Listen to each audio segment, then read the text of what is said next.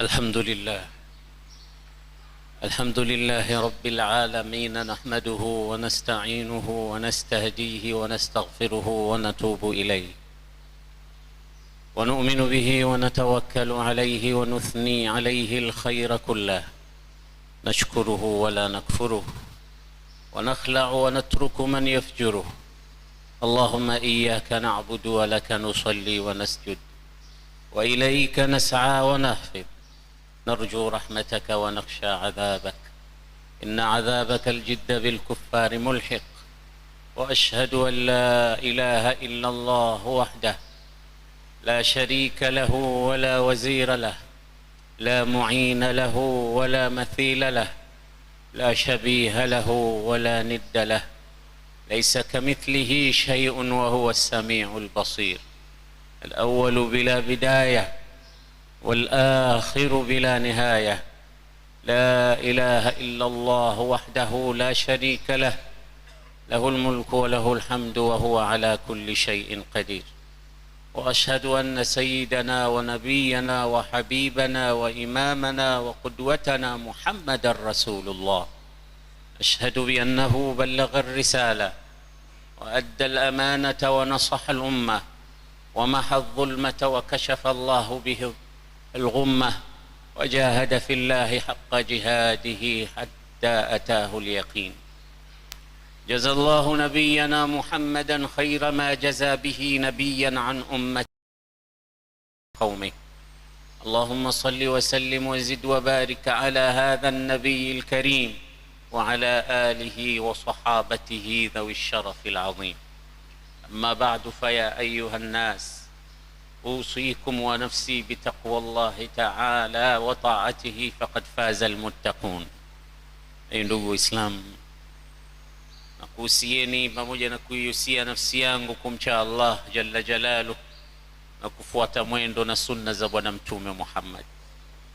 Tuko katika mwezi mtukufu wa Rajab, mwezi ambao ulama wameusifu na kuupa jina la shahru gharas, yani mwezi wa makulima na kupanda, mwezi wa mapando, mwezi wa kupanda mbegu.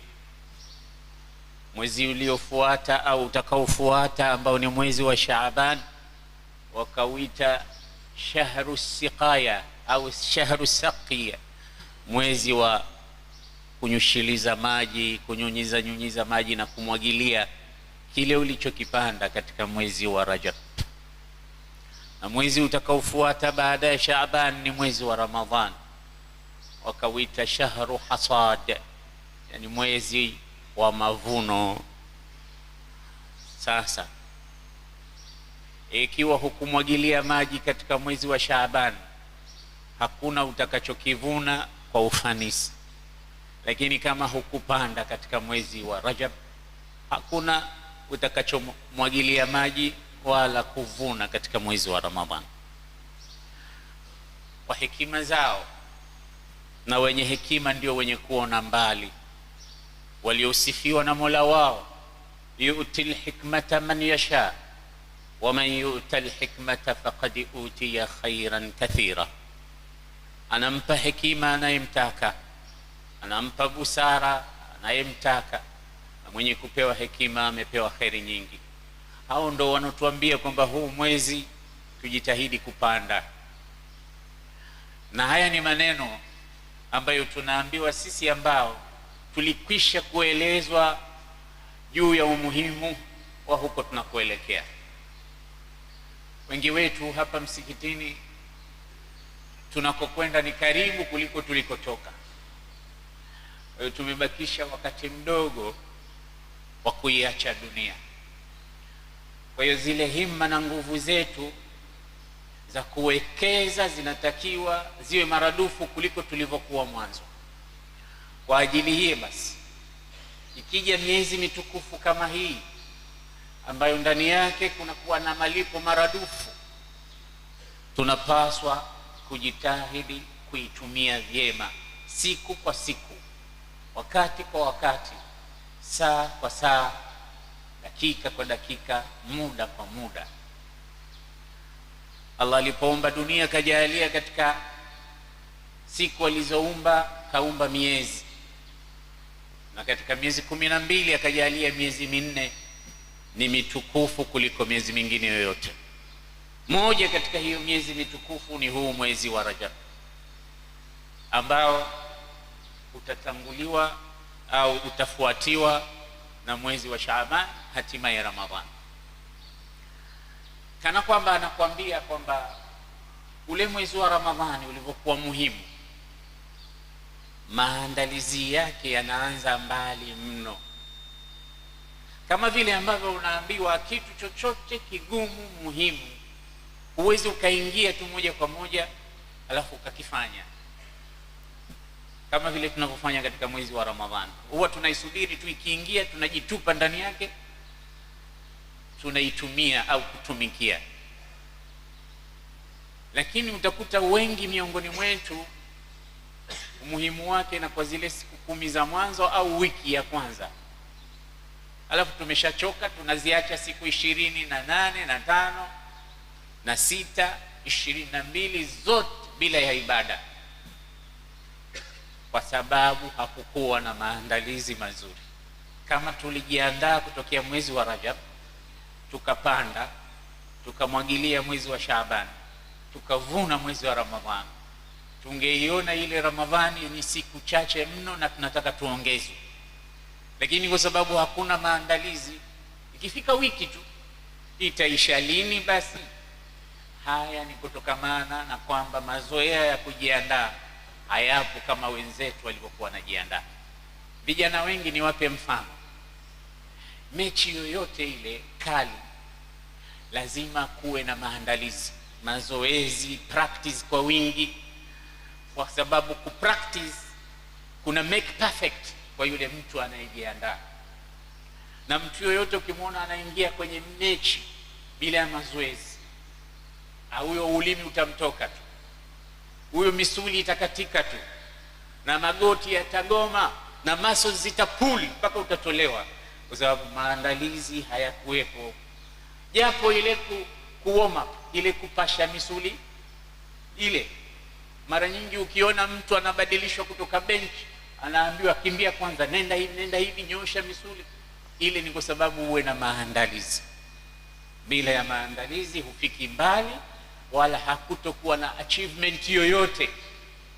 Hii ni katika mambo ya kidunia. Mambo ya akhera pia yanahitaji moyo kuandaliwa.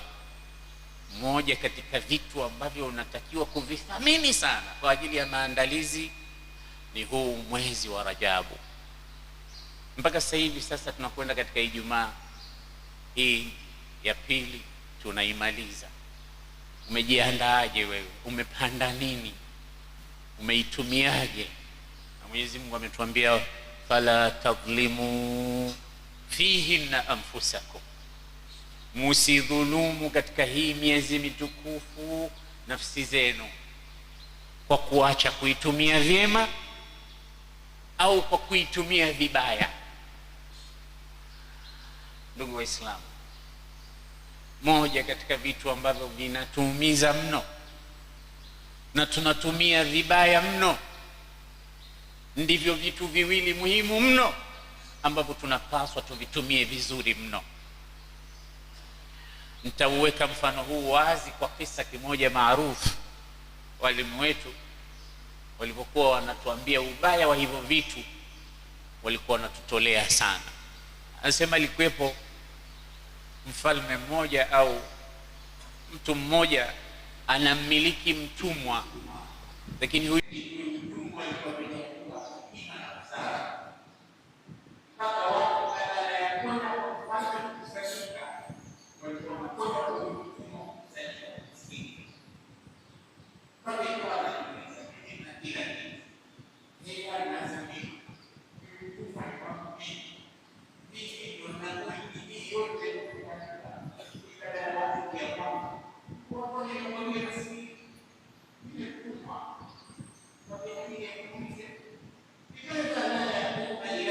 wa innama yatuna ilaika, mbona hawaji kwangu, wanakuja kwako?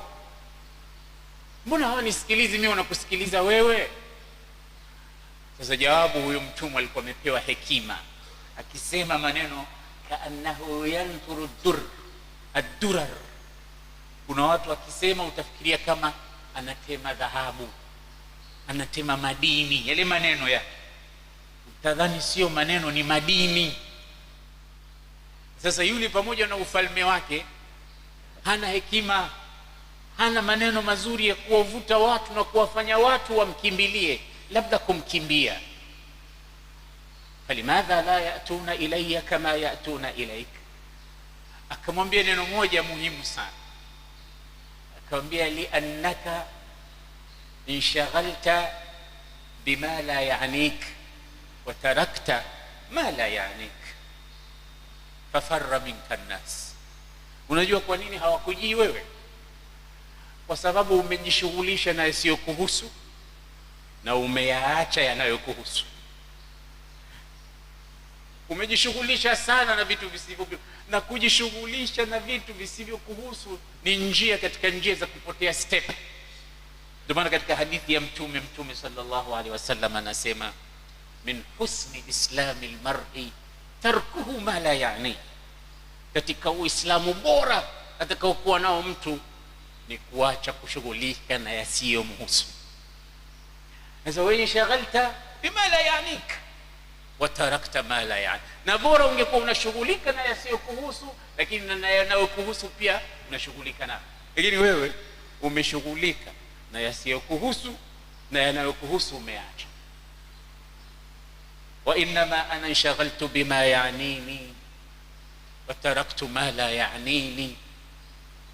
Mimi nimeshughulishwa sana na yangu na nimeacha yasiyonihusu. Ndio maana watu wanakuja kwangu kusikiliza yale yanayowahusu, wayafanyie kazi. Mimi sijakimbiwa, mimi nakimbiliwa. Wewe unakimbiwa, pamoja na kwamba unajiona una haki ya kukimbiliwa. Huyu bwana maneno yakamtwanga vizuri, akaona ni kweli. Sasa nataka kubadilika, nifanyeje? Akamwambia, hebu nifanyie kitu kimoja. Idhhab wadhbah liya shatan. Hebu nenda kanichinjie mbuzi, waatini bishai'aini atyabaini,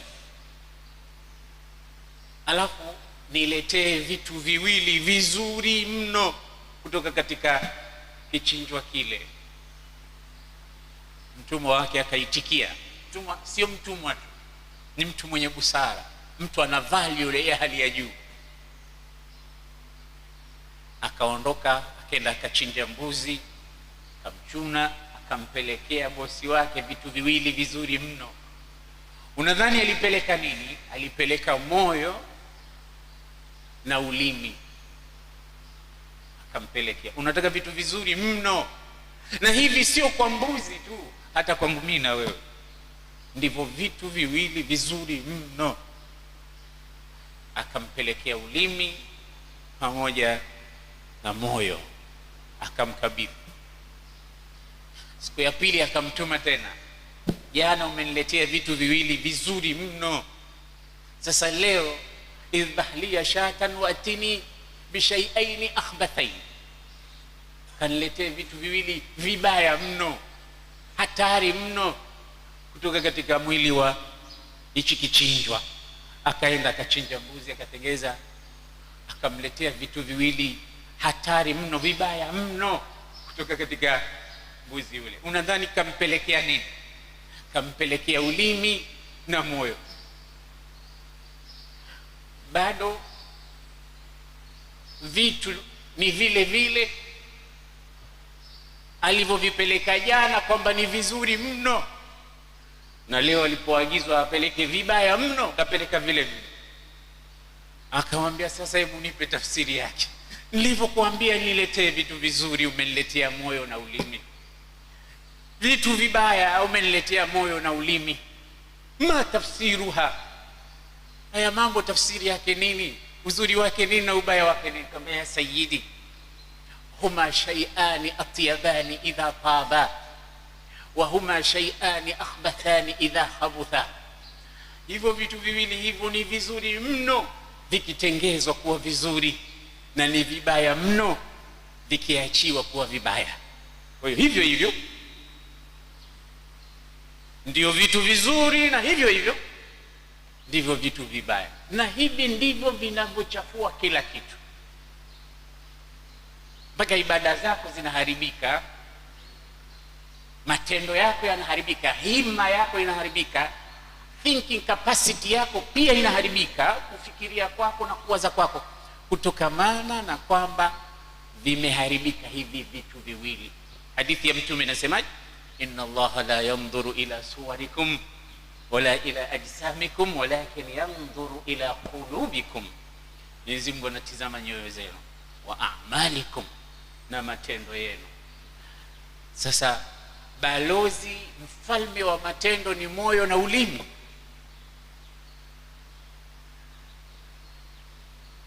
wakaayan min samitin laka mu'jibi waziyaduhu wa nuqsuhu wa ziyadatuhu fi takallumi. Kuna mshairi mmoja akiitwa Zuhair ibn Abi Sulma, vijana wanaosoma adab wanamjua, ni katika wale magwiji wa muallaqat.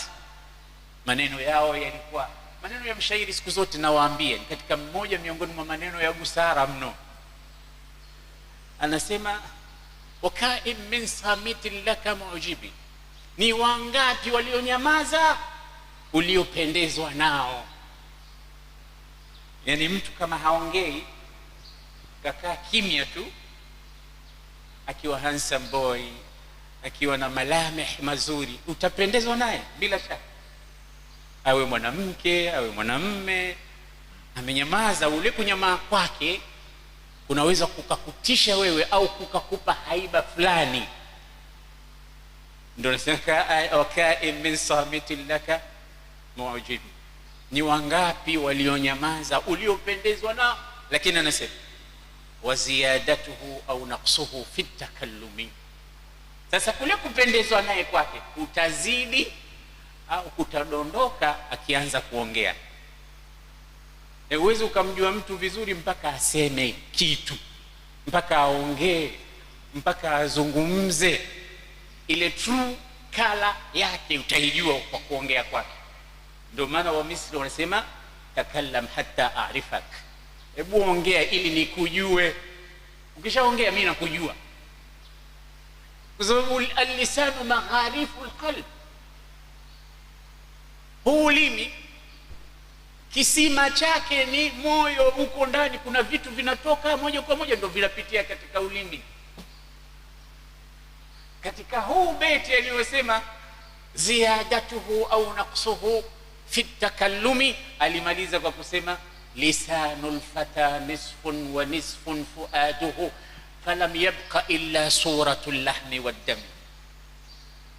Lisanul fata nisfun, mwanadamu kuna vipande viwili vinavyomuonyesha kwamba yeye ni mtu.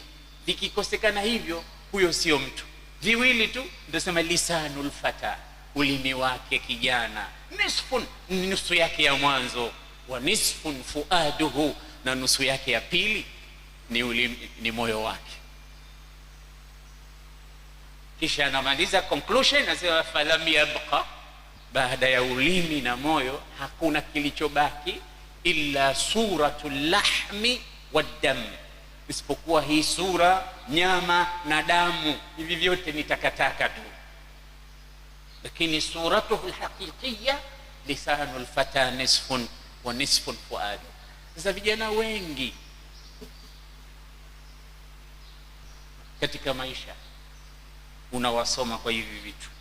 Mimi kulikuwa kuna watu nimewaheshimu mno katika maisha yangu, wenzangu katika labda uwanja wetu wa da'wa, lakini walivyoanza kusema vitu nimewadharau mno na nimekata mawasiliano nao, kwa sababu ya vile vinavyotoka katika midomo yao. Kumbe ulimheshimu mtu ambaye sio wa kuheshimiwa, kumbe umempa mtu thamani ambaye hakuwa na thamani ile. takallam hatta a'rifak, sema kitu ili nikujue. Ukishasema unanipa kazi ndogo ya kuweza kujua we ni nani. Kwa ajili hiyo chunga sana hivi vitu viwili, vitakufichua, vitakufanya watu wakutambue, wakujue. Unaweza ukawa mtu mzima, watu wote mtaani wanakurespect kwa hali yako na nywele zako nyeupe na kupitisha, wasema amekula chumvi sana mzee, lakini ukifika unaongea vitu ambavyo havina maana, unajidondosha, unajiharibia wewe mtu mzima. Kuwa na step, na uwe selective, useme maneno yanayoandamana na umri wako, au uzungumze vitu ambavyo vinaendana na hali yako. Huu ulimi unawakashifu wengi na kuwaonyesha ni watu aina gani, sivyo ulivyomfikiria. Kwa ajili hiyo basi Mtume sallallahu alayhi wasallam alisema katika hadithi ya Abu Huraira sahih, man kana yu'minu billahi wal yawmil akhir, kama mtu anamwamini Mwenyezi Mungu na siku ya mwisho, falyakul khairan au liyasmut, basi akisema aseme neno la khairi zuri, au kama hana badala yake anyamaze, kwa sababu ukinyamaza watu wanakupa heshima fulani. Ndio maana wanasema waka'ayyin min samitin laka mu'jibi, viumbe wangapi walionyamaza umependezwa nao. Katika adabu kubwa kuliko zote, kama hukuwa na la kuwafanya watu wakapendezwa nalo, ni kukaa kimya. Ma nadimtu ala sukuti ya marra, anasema mshairi, sikuwahi kujuta mimi kwa kunyamaza kimya. Walaqad nadimtu ala alkalami mirara, lakini nimejuta mara chungu zima kwa kusema sema. Mwenyezi Mungu inshallah ajalie hivi vitu viwili vituonyeshe, kwa sababu ndo dalili. Mmoja anasema qalbul mu'min daliluhu, moyo wa muumini ndio tochi yake. Ule moyo ndio unakupeleka pita hapa, kutana na hawa, kaungane na wale, lala hapa, rudi nyuma, chukua hiki, wacha hiki. Qalbul mu'min daliluhu, unaongozwa na moyo. Ndio maana Mwenyezi Mungu sema anautizama moyo, kila kitu kinazungumzia moyo. Ulaika kataba fi qulubihimul iman wa qalbuhu mutma'innun bil iman, unatajwa moyo. Ukitulia moyo ndio umetulia wewe. Mwenyezi Mungu inshallah tujalie tutumie vizuri mwezi wa Rajab, ili twende tukapate kupanda kunyunyiza maji katika mwezi wa Shaaban na hatimaye kuvuna. Kwa maana huu ndio ulikuwa mwezi wa kujiandaa na mwezi mtukufu wa Rajab. Bali wengine wameenda mbali zaidi, wanasema tulikuwa kunna nasta'iddu ala istiqbali Ramadan qabla 6 shuhur, tulikuwa tunajiandaa kuipokea Ramadhani kwa miezi 6 kabla. Kisha ikimaliza Ramadhani, sasa kama tunaisindikiza, wanuwaddi'uhu fi 6 ashhuri, miezi 6 mingine wanaiaga na kuisindikiza Ramadhani.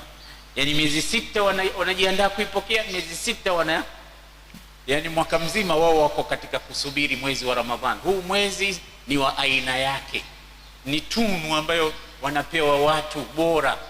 Sisi tumepewa na Mola wetu ummati Muhammad, ambao ni khairu umma. Watukufu wa Islam, vijana wetu, tutengezeni sana nyoyo zetu, tusafishe nyoyo zetu. Tukishasafisha nyoyo, maana yake ni kusafisha future yako, mustakbali wako, maisha yako ya dini na dunia na akhira. Tusafishe ndimi zetu, kwa sababu vyombo viwili hivi ndivyo vyombo vizuri sana vikiwa vizuri, na ndivyo vyombo vibaya mno vikiwa vibaya. Wallahu tabaraka wa taala yaqul wa biqawlihi yahtadi almuhtadun idha quri'a alquran fastami'u lahu wa ansitu la'allakum turhamun. qala azza min qailin alim idha qara'ta alquran fasta'idh billahi minash shaitanir rajim. أعوذ بالله من الشيطان الرجيم.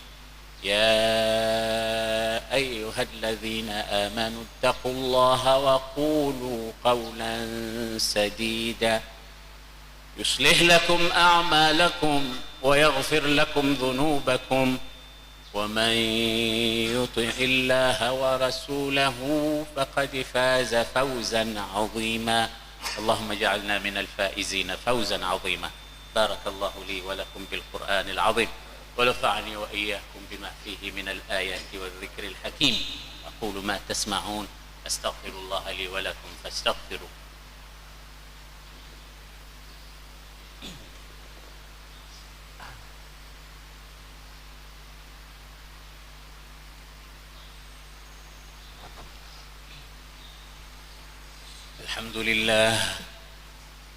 الحمد لله حمدا كثيرا كما أمر، وأشهد أن لا إله إلا الله وحده لا شريك له إرغاما لمن جحد به وكفر، وأشهد أن سيدنا محمدا عبده ورسوله سيد الخلائق والبشر.